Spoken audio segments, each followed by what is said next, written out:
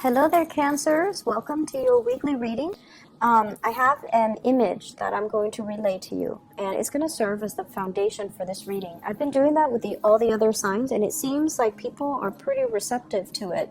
And it actually helps me get the overall energy from the spread.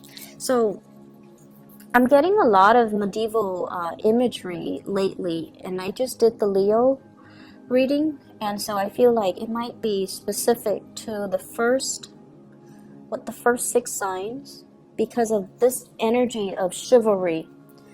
You guys are generally very courteous, and I feel like you want to be seen as someone who's polite, who has good manners, who do things for other people out of the kindness of their heart. So there's this sense of chivalry. So first of all, what I'm seeing is there's a dragon over here. It's a green dragon. It's kind of plump and kind of chubby, so it doesn't look too menacing, and it doesn't look like it eats people or kills people.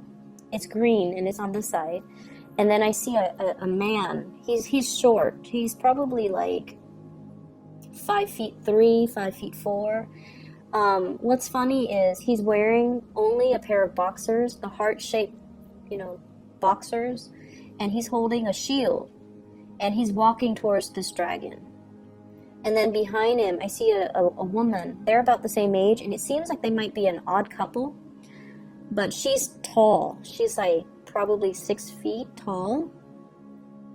She's also holding a shield. She's wearing those medieval dresses, and she's behind him, and they're both headed towards this dragon. So when I saw that, I was just thinking, it seems like there's a major thing in your life that you're heading towards or you're doing that you're not fully prepared for. That's what I'm getting.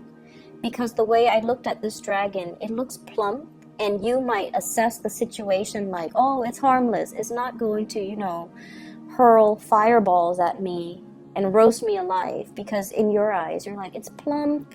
It doesn't look too menacing, but you're wearing your boxers and you're headed towards this thing that is, 10 times your size. It could be very careless with you and hurt you.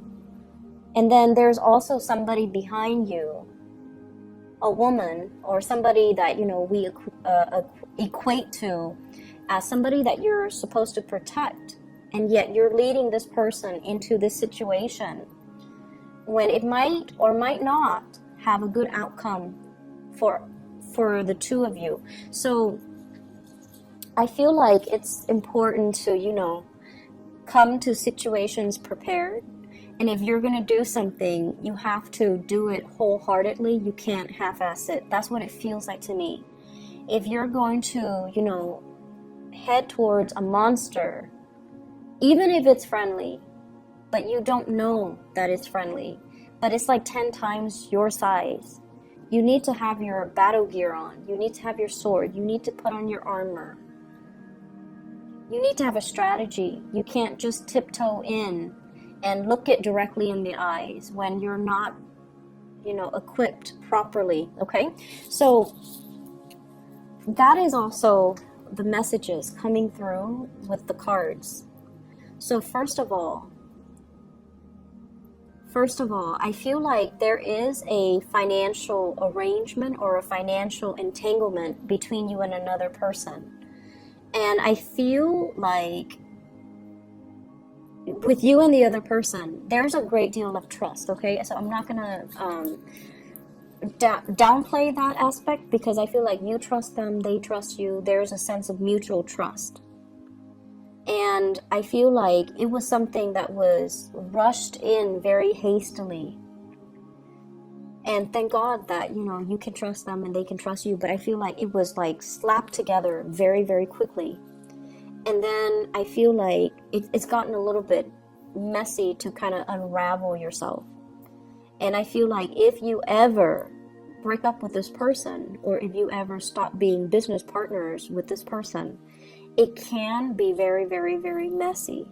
So that's the first thing I'm seeing. Something that was slapped together in a very hasty manner, and it was not well thought out. And I feel like you and the other person are figuring things out as you go. And it's almost like, you're doing things out of necessity, and you're like taking it one day at a time.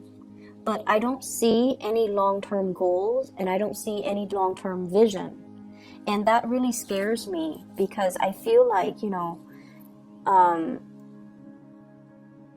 things are done so spontaneously that it's really hard for the two of you to have any type of a tangible goal, long-term goal moving forward, okay? So that's what I'm seeing here. I feel, though, many of you have, it's like you have in your mind, okay, like you're envisioning, like,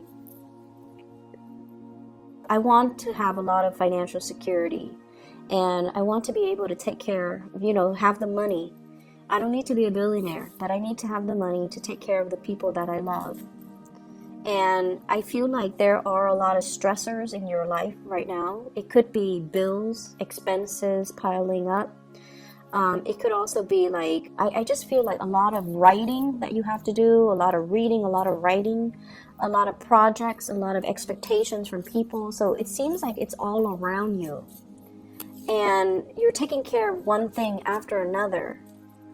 And your free time, I feel, is very severely limited, by the way.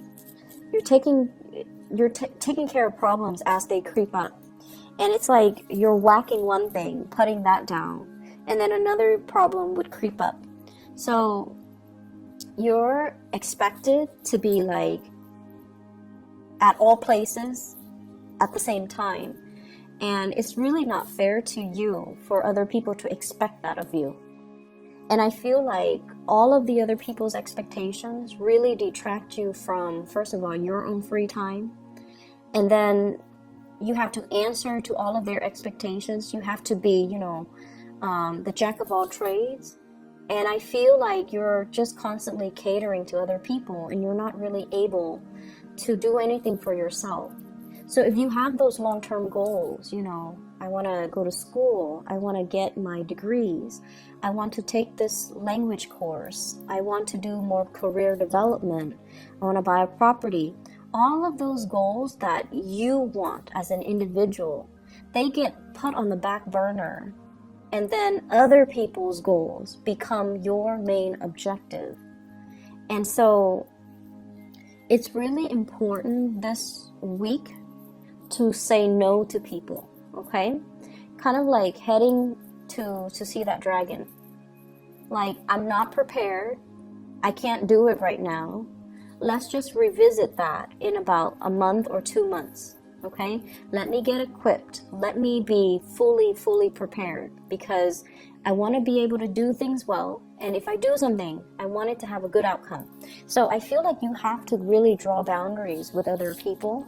And you also, I feel almost like there is something here where you're putting on a very, very brave face, okay? You're kind of like the one that other people rely on for everything.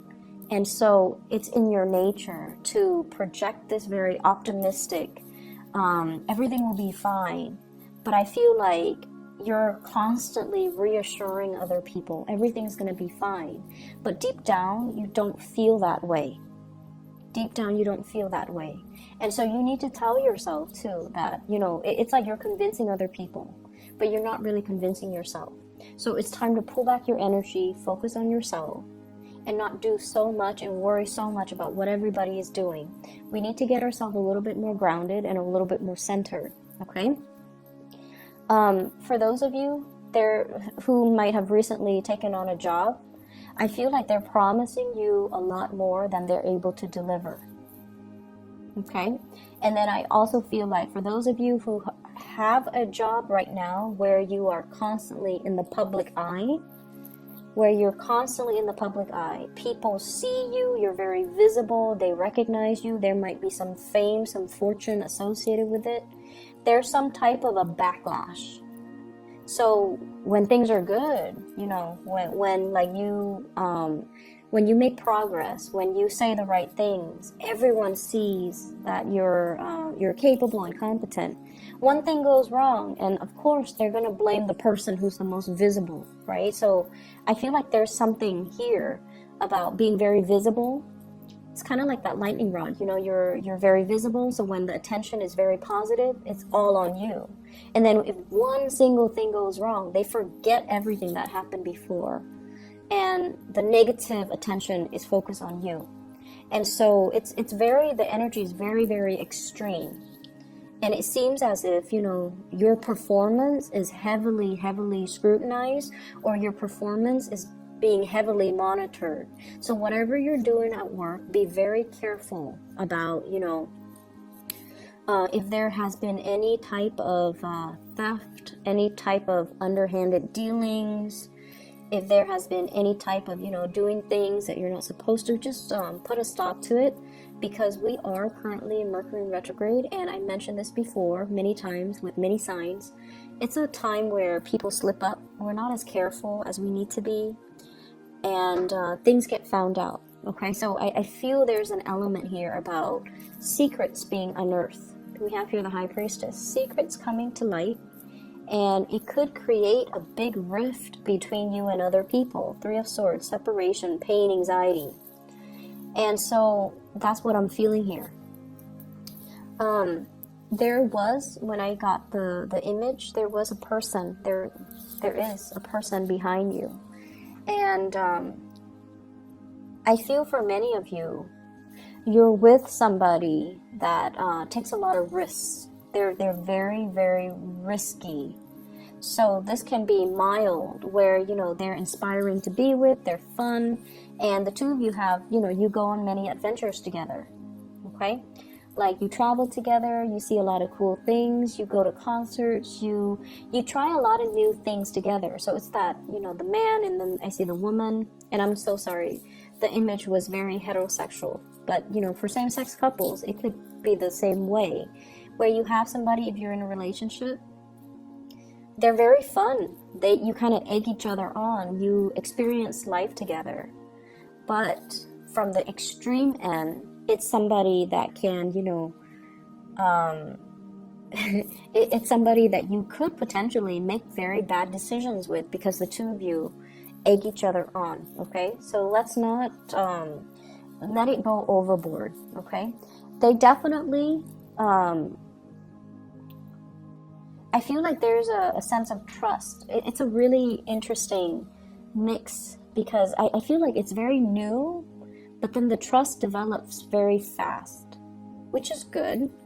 And then I see financial entanglement, like I mentioned, with the other person. So I feel like you and another person are just improvising.